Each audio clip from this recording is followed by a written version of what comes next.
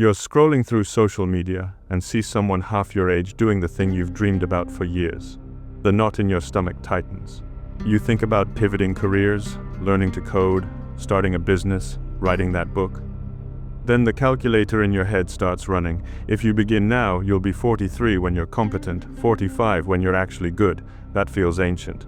Everyone else got their head start at 22. You missed the window, except you didn't. The window never existed. That panic you feel when you imagine starting over, it's not intuition. It's not realism. It's a specific neurological process that evolved to keep our ancestors alive in a world that no longer exists. Your brain is lying to you about time, and that lie is the only thing actually stopping you. Your anterior cingulate cortex lights up when you think about major life changes. This region monitors conflict between what you're doing and what you could be doing. It's supposed to help you course correct, but after a certain age, it starts generating false alarms. The ACC treats career changes or skill acquisition like threats, not opportunities. It confuses novelty with danger. Here's what actually happens in your brain when you think, I'm too old to start. Your prefrontal cortex retrieves all the years you've already invested in your current path. 10 years in marketing, 15 years as an accountant, 20 years in a marriage that's now ending. The dorsolateral prefrontal cortex calculates sunk costs. It weighs what you've already spent against the uncertainty of starting fresh. This is the sunk cost fallacy in action, and it doesn't live in your reasoning centers. It lives in your emotional circuitry. Meanwhile, your amygdala amplifies the risk. Starting over means social uncertainty, new hierarchies, potential failure in front of people who knew you as competent. For your ancestors, losing status in your 40s could mean starvation. Your amygdala doesn't know you live in an era with safety nets. But here's the part most people miss. Neuroplasticity, the brain's ability to rewire itself, does not have an expiration date. Neurologist Michael Merzenich's research showed that adult brains retain massive reorganizational capacity. Every time you learn something new, your neurons forge new connections. The hippocampus, your learning hub, generates new neurons throughout your entire life. A study from Columbia University confirmed neurogenesis continues into our 70s and beyond. The mythology of the critical period is based on outdated science. Yes, children learn languages faster. But Harvard research by Joshua Hartshorne found that adults learn grammar rules more efficiently than kids. You trade processing speed for strategic understanding. Your brain at 40 isn't worse, it's different. You have thicker myelin sheaths around neurons, which means information travels along established pathways faster. You've built a library of mental models. You can recognize patterns a 20-year-old can't see. Comment a brain emoji below if you've ever talked yourself out of something because of your age. The mechanism keeping you stuck isn't physical decay. It's an emotional algorithm running on prehistoric assumptions about lifespan and risk. Your ancestors lived short, brutal lives. If you made it to 40, you were lucky. If you made it to 50, you were a repository of survival knowledge. The tribe needed you to stay predictable, not experimental. The evolutionary pressure was clear. Front-load your skill acquisition early, then shift to risk avoidance and knowledge transfer. In hunter-gatherer societies, learning to track animals at 15 made sense. Learning at 45 was inefficient. Your physical peak arrived in your 20s. Reaction time, raw strength, stamina all maxed out early. The biological window for having children was narrow. Everything in the ancestral environment reinforced a simple message. Learn fast when you're young, then protect what you know. This created psychological firmware. Your brain developed emotional guardrails that escalated with age. The older you got, the more your threat detection systems favored caution over exploration. Dopamine receptors declined, making novelty less rewarding. The amygdala became more sensitive to potential losses than potential gains. This wasn't a bug, it was a feature. Older members who took reckless risks endangered the group. Status hierarchies compounded this. If you spent 20 years becoming the best flint napper in your tribe, abandoning that role meant losing social standing. There was no internet, no portfolio you could take elsewhere. Your reputation was local and non-transferable. Starting over meant starting at the bottom, and the bottom was dangerous. Then lifespans doubled, then tripled. The average human lifespan in the Paleolithic era was around 30 years. Today it's nearly 80 in developed nations.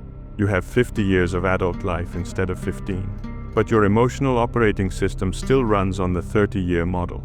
This is the mismatch. You feel ancient at 40 because your brain is calibrated for a world where 40 was elderly. The urgency you feel, the sense that time is running out, it's real, but it's aimed at the wrong timeline. You're not running out of time. You're running prehistoric software on modern hardware. Your risk aversion isn't protecting you anymore. It's imprisoning you. The caution that kept your ancestors alive now keeps you small. Evolution hasn't caught up to modernity, and that gap is where your dreams go to die.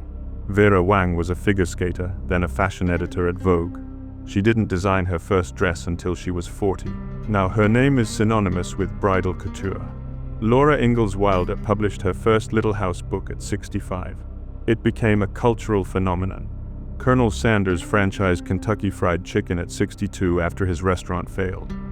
Sam Walton opened his first Walmart at 44.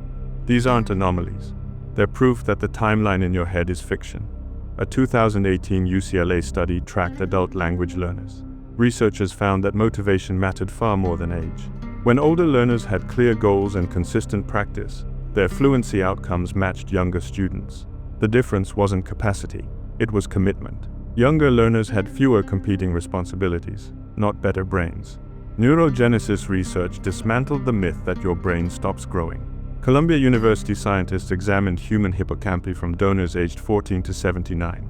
They found comparable levels of new neuron formation across all ages. The brain doesn't retire. Neurologist Sandrine Tourette confirmed that exercise, learning, and sleep stimulate neurogenesis. You can grow new brain cells at 60 the same way you did at 16. A study from Trinity College Dublin examined skill acquisition in musicians. Adults who started learning instruments after 40 showed significant gray matter increases in motor and auditory regions within 6 months. Their brains physically restructured. Age didn't prevent plasticity. It just changed the learning curve. The data on career changes is equally compelling. The Kauffman Foundation found that the highest rate of entrepreneurial activity in the United States is among 45 to 54-year-olds, not 20-somethings. Older founders have higher success rates. They leverage experience, professional networks, and pattern recognition that young founders lack. Even physical skills respond to late starts. A British Journal of Sports Medicine study tracked adults who began running after age 50. Within 2 years, their cardiovascular markers resembled people decades younger. The body adapts when you demand adaptation. The evidence is clear. Your capacity for growth doesn't evaporate at 30. What evaporates is your belief in that capacity. And belief is the variable that determines everything. Starting late isn't a disadvantage. It's a different game with different rules. And you have weapons 20-year-olds don't possess. They have energy and time. You have judgment and context. They see trees. You see forests. Your prefrontal cortex is fully developed. Theirs won't finish until their mid-20s. This means your impulse control, long-term planning, and emotional regulation are superior. You can delay gratification. You can tolerate boredom during the learning plateau. You understand that mastery is a marathon, not a sprint. Young learners quit when progress slows. You know slowness is part of the process. You've already failed at things. This is an asset, not a liability. Your amygdala has been conditioned by real setbacks. You know failure isn't fatal. A 23-year-old treats every mistake like an existential crisis. You've survived actual crises. You have emotional scar tissue that functions like armor. Pattern recognition is your superpower. You've seen market cycles, relationship dynamics, organizational politics. When you enter a new field, you don't start from zero. You import frameworks from previous domains. A former teacher transitioning to user experience design already understands learning theory and empathy mapping. A lawyer becoming a screenwriter already knows narrative structure and argumentation. You don't learn linearly. You learn by analogy. This creates rare combinations. The market rewards novelty, and novelty comes from intersections. Young specialists compete in crowded fields. You can merge disparate skills into something nobody else offers. A graphic designer who spent 20 years in healthcare can create medical visualizations better than pure designers or pure doctors. Skill stacking turns your detours into differentiators. Here's the paradox researchers keep finding. The belief that you're too old is the only real barrier. Stanford psychologist Carol Dweck's work on mindset showed that people who believe abilities are fixed perform worse than people who believe abilities are malleable, regardless of actual talent. Your narrative about age becomes a self-fulfilling prophecy. Think Think you're too old, and you'll self-sabotage. You'll quit earlier. You'll avoid challenges. You'll interpret setbacks as confirmation. Comment a lightbulb emoji below if this is changing how you see your timeline. Age isn't the obstacle. Your story about age is the obstacle. And stories can be rewritten. Start with the 5-year projection test. In 5 years, you will be 5 years older. This is non-negotiable.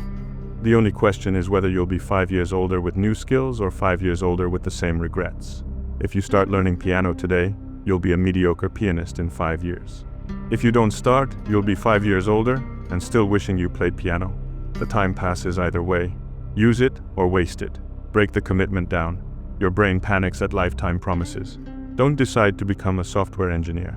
Decide to complete one 12-week coding course. 1 semester. After 12 weeks, evaluate. Did you hate it? Fine. You spent 3 months exploring instead of 3 decades wondering. Did you love it? Do another semester. String enough semesters together, and you'll wake up competent without ever making a dramatic announcement. Use skill stacking to avoid direct competition. Don't try to outcode a 22-year-old computer science graduate.